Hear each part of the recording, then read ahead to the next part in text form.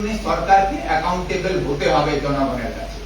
তার অ্যাকাউন্টেবিলিটির দাবি করছি। কি অ্যাকাউন্টেবিলিটিটা কে নেবে? সরকার যদি না নেয়, শিক্ষামন্ত্রী যদি না নেয়, হোম মিনিস্টার না নেয়, প্রধানমন্ত্রী না নেয়, তাহলে অ্যাকাউন্টেবিলিটিটা কে নেবে? কার কাছে আমরা প্রশ্ন করব? সেই জায়গাটা আমরা জানতে।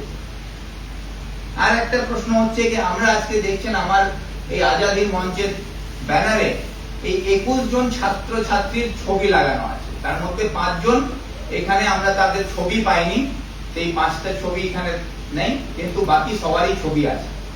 এরা কারা? এরা আমাদের দেশের ভবিষ্যৎ।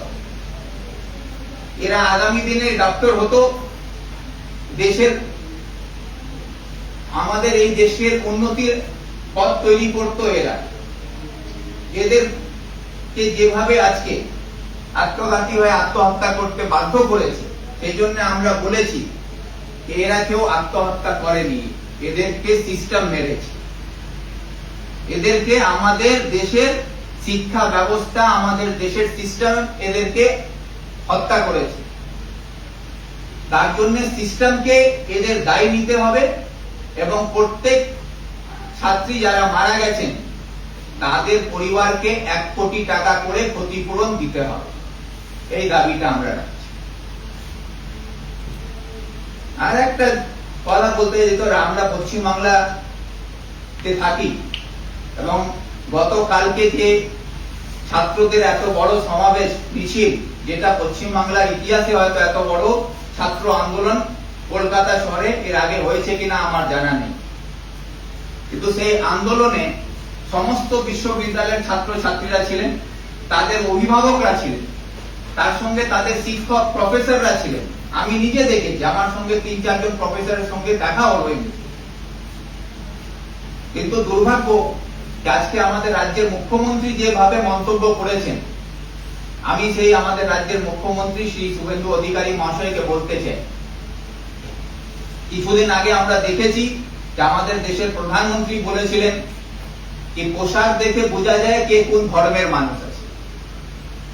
সেখানে আজকে শুভেন্দু অধিকারী সেই নরেন্দ্র মোদীর সুরে সুর মিলিয়ে বলছেন যে শুক্রবার দিন কারা বের হয় সেটা আমাদের জানা আছে। আর তারপরে উনি কলকাতা শহরের কয়েকটা জায়গার নাম উল্লেখ করে বললেন, তো কলকাতা শহরের 4টা পাড়ার নাম বলে উনি থেমে গেলেন। উনি ভুলে গেলেন কি এই দেশটা অনেক বড় আছে, আর এই দেশে শুধু দেশের মানুষই থাকে না, অন্য দেশ থেকেও মানুষরা এখানে ঘুরতে আসে, চিকিৎসা করতে আসে, তারা পর্যটক হিসাবে আসে, পড়াশোনা করতে আসে। সেই মানুষগুলো কিন্তু এই দেশে পরিস্থিতি দেখে, ছাত্রদের বেদনা দেখে, নিট পরীক্ষায় সরকারের দুর্নীতিকে দেখে তারাও কিন্তু তাদের আবেগকে নিয়ে এই আন্দোলনে সামিল হয়েছিলেন। তাদেরকে আপনি কি বলবেন? যারা বাংলাদেশিরা এখানে চিকিৎসা করতে এসেছিল, সেই বাংলাদেশিরাও কালকে এই আন্দোলনে সমর্থন জানিয়েছে। সেখানে অন্যান্য দেশ থেকেও মানুষ এসছে। আমি তো দেখেছি অস্ট্রেলিয়ার লোক এসে আমাদের ছাত্র আন্দোলনকে সমর্থন করছে, সেটা মিডিয়াতেও দেখা যাচ্ছে। তাহলে আপনারা শুধু কয়েকটা পাড়ার নাম বলে শুক্রবার কারা বের হয় এইসব মন্তব্য করে দেশের বিভাজনকে আরো আপনারা বিভাজিত করার চেষ্টা করবেন না। আমি মুখ্যমন্ত্রীর কাছে আবেদন করছি কি বাংলার ইতিহাস, কবি নজরুলের ইতিহাস, রবীন্দ্রনাথের ইতিহাস, এই বাংলা নেতাজি সুভাষচন্দ্র বসুকেও জন্ম দিয়েছে। এই বাংলা থেকেই আমরা দেখেছি মৌলানা আবুল কালাম আজাদও এখানে থেকে আন্দোলন করে আর দেশের স্বাধীনতার জন্য লড়াই করেছে। এখান থেকে বাবা সাহেব ভীমরাও আম্বেদকর উনি প্রথম বিধানসভা থেকে রাজ্যসভার এখান থেকে যান। সেই বাংলার অনেক ইতিহাস আছে, সেই ইতিহাসগুলোকে স্মরণ করুন। আর বাংলার ইতিহাসকে রক্ষা করার কাজ হচ্ছে একজন রাজ্যের মুখ্যমন্ত্রী। আমাদের বাংলার ইতিহাসকে রক্ষা করে যে পরিবেশে আমরা বড় হয়েছি, সেই পরিবেশটা যাতে বজায় থাকে, আমরা সবাই একসঙ্গে শান্তিতে থাকতে পারি, সেই পরিবেশ আপনি রক্ষা করবেন, এই আবেদন আপনার কাছে রাখছি। আর পাশাপাশি আমাদের রাজ্যের বিরোধী দল নেতা পীতব্রত ভট্টাচার্য মহাশয়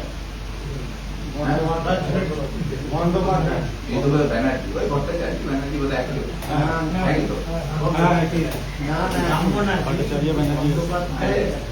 যাই হোক, ঋতব্রত মহাশয় আমাদের বিরোধী দল নেতা। উনি এখন রাজ্যে বিরোধী দল হিসাবে ওনার একটা দায়িত্ব কর্তব্য পড়ে এবং উনিও accountable to the West Bengal people যারা অপোজিশনে আছে। উনি অপোজিশনের ভূমিকাটা পালন করুন।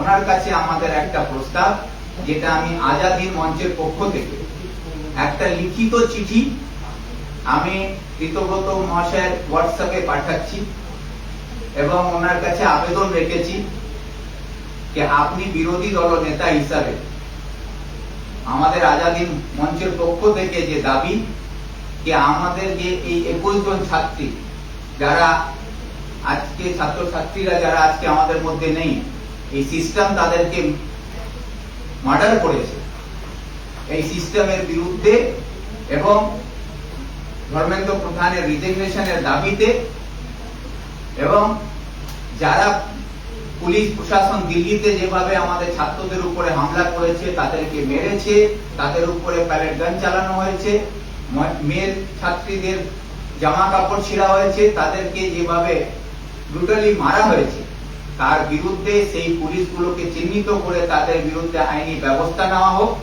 তাদেরকে সাসপেন্ড করা হোক এবং ধর্মেন্দ্র প্রধানকে রিজিগনেশনের দাবি জানিয়ে আপনি বিরোধী দল নেতা হিসাবে আপনার তরফ থেকে বিধানসভা এখন চলছে, আপনি বিধানসভায় প্রস্তাব নিয়ে আসুন এবং সেই প্রস্তাবে 1 নম্বর দাবি ধর্মেন্দ্র প্রধানের রেজিগনেশন, 2 নম্বর দাবি হচ্ছে আমাদের ছাত্রছাত্রীদের পরিবারকে ক্ষতিপূরণ হিসাবে 1 কোটি টাকা করে দেওয়া হোক, 3 নম্বর দাবি দিল্লির পুলিশ যেভাবে আমাদের ছাত্রদের উপরে হামলা করেছে সেই পুলিশদের বিরুদ্ধে আইনি ব্যবস্থা নেওয়া হোক এবং সরকার প্রধানমন্ত্রী যে দেশের প্রধান, তার নেতৃত্বে যে সরকার চলছে সেই সরকারের নেতৃত্বে নিটের পেপার 152 বার লিক হয়েছে, এতগুলো ছাত্রছাত্রী তার জন্য সাফারার হচ্ছে, তার অভিভাবকরা সাফারার হচ্ছে, তাদের সকলের কাছে দেশের কাছে প্রধানমন্ত্রী ক্ষমা চান।